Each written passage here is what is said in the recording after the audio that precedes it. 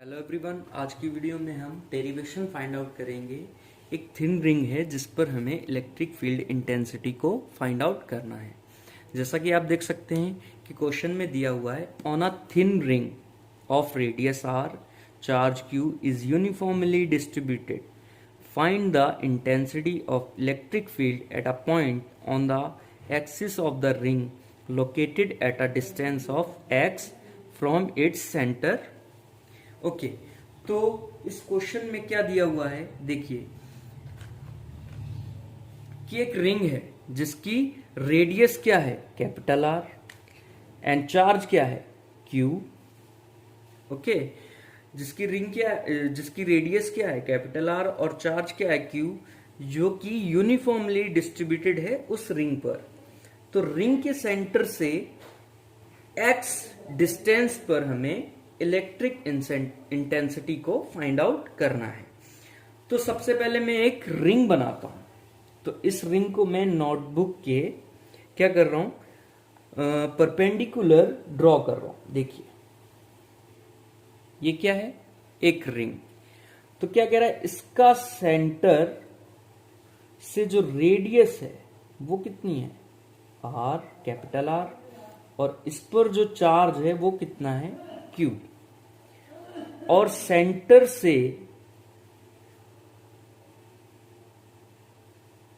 X distance पर एक point हम लेट करते हैं P, जिस पर हमें इलेक्ट्रिक फील्ड इंटेंसिटी को फाइंड आउट करना है। ओके गाइस, तो रिंग पर चार्ज है Q, रेडियस R और पॉइंट P है। ओके, तो इस रिंग पर हम मानते हैं कि एक स्मॉल एलिमेंट है जिसकी लेंथ कितनी है, dl, और इस स्मॉल एलिमेंट की वजह से उस रिंग पर कितना चार्ज होगा, dq चार्ज होगा, क्योंकि स्मॉल की बात कर रहे हैं हम। ओके, इसी टाइप से सिमिलरली हम इसके नीचे भी, यानी कि नीचे वाली साइड, अपोजिट साइड में मानते हैं कि इसकी जो यहां पे एक एलिमेंट है वो क्या है, जिसकी लेंथ कितनी है, dl, और इस पर चार्ज कितना है, dq। तो चार्ज को इस तरह से हम क्या करते हैं, बना लेते हैं।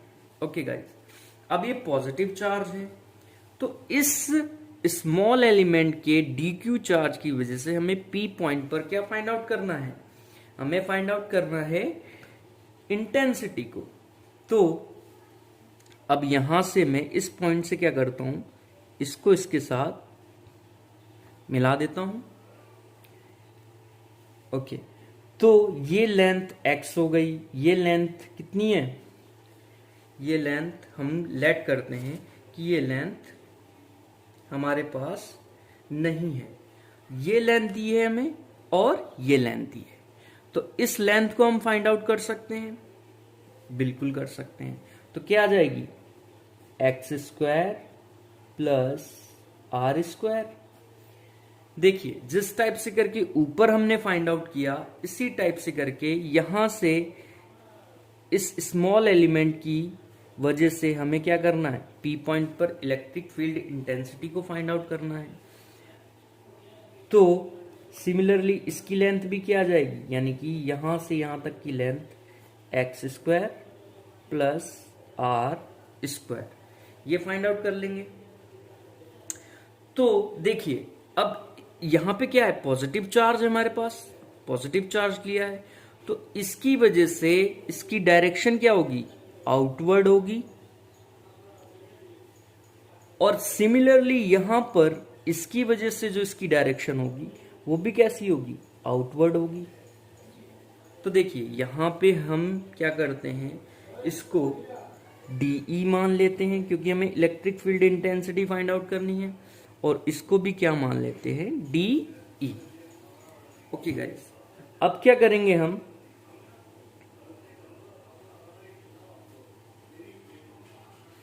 ओके, ये हमारी D क्या हो गई, DE और DE।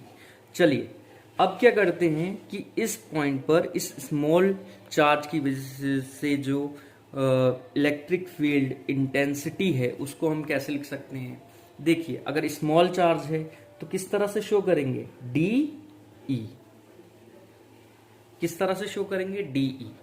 तो D इज इक्वल टू, आपको E का फॉर्मूला पता है कि 1/4πε0 Q अपॉन आर स्क्वायर। तो देखिए 1/4πε0 और Q क्या है हमारी, dQ है, क्योंकि स्मॉल चार्ज की वजह से ले रहे हैं, और R क्या है, X square plus R square, क्योंकि यहां से P पॉइंट पे फाइंड आउट कर रहे हैं ना, तो क्या हो जाएगी, under root X square plus R square. तो देखिए under root X square plus R square, और फॉर्मूले में लेंथ का स्क्वायर होता है, तो इससे ये कैंसल आउट हो जाएगा। तो डीई की वैल्यू क्या आएगी, 1/4πε0 DQ X square plus R square. Okay, तो अब हमें क्या करना है, इस पॉइंट पर टोटल फील्ड इंटेंसिटी को फाइंड आउट करना है। किसको फाइंड आउट करना है, टोटल फील्ड इंटेंसिटी को। अब हम लेट करते हैं कि यहां का जो एंगल है वो क्या है, थीटा है।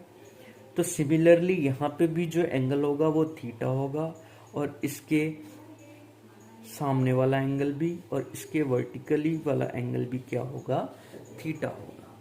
ओके गाइज, अब हम क्या करेंगे, अब ये जो हमारे पास डी ई है, अब हमारे पास थीटा है, डी ई है, तो इस वेक्टर के अगर मैं कंपोनेंट्स करता हूं, अगर मैं इस डी ई वेक्टर के कंपोनेंट्स करता हूं, तो क्या कंपोनेंट आएंगे, देखिए एक आएगा डी ई साइन थीटा, और दूसरा क्या आएगा, डी ई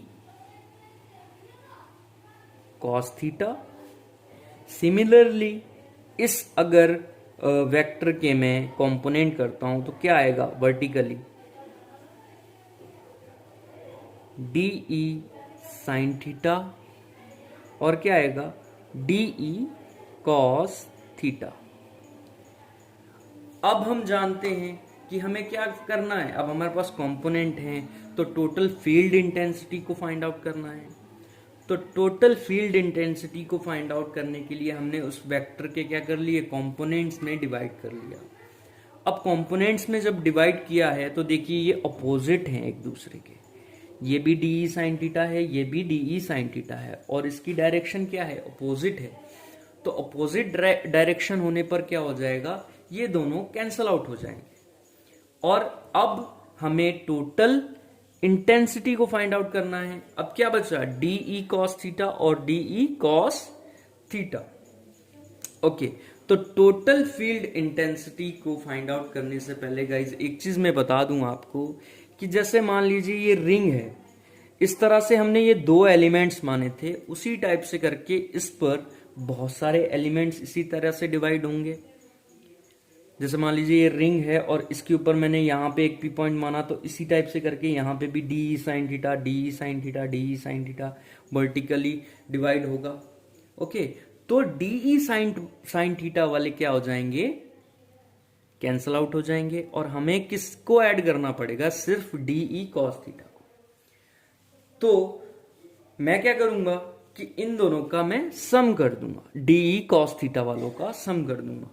तो टोटल फील्ड इंटेंसिटी को फाइंड आउट करने के लिए हम किस तरह से शो करेंगे उसको, अब ये हमने स्मॉल के लिए किया था, अब टोटल फील्ड इंटेंसिटी है तो उसको मैं कैपिटल ई से लिख देता हूं। तो क्या आएगा, integral of D E cos theta. अब देखिए यहां पे कॉस थीटा क्यों लिया, क्योंकि साइन थीटा नहीं ले सकते, साइन थीटा क्या हो गया, कैंसल आउट हो गया, बिकॉज उसके जो डायरेक्शन है वो अपोजिट है, और आपको पता है अपोजिट डायरेक्शन में इसके जो थीटा है वो कैंसल आउट हो जाते हैं। ओके गाइस, अब डीई की वैल्यू हमें पता है, तो डीई की वैल्यू को हम यहाँ पे पुट कर सकते हैं। ओके, तो 1/4πε0 DQ upon X square R square integral sine cos theta.